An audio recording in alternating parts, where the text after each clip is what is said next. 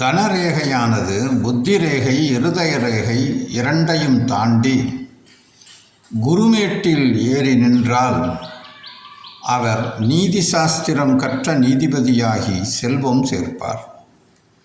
அல்லது ஒரு லாயராகவாவது புகழ்பெற்று விளங்குவார்.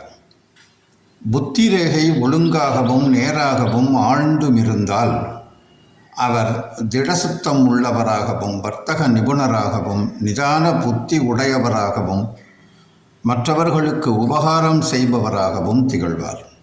சூரிய ரேகை சூரிய மேட்டிலிருந்து இருதய புத்தி ரேகைகளை தாண்டி நின்றால் அவர் தர்க்கசாஸ்திரம், மாந்திரீகம், ஜோதிடம், வைத்தியம் போன்றவற்றில் நிபுணத்துவம் பெறுவார்.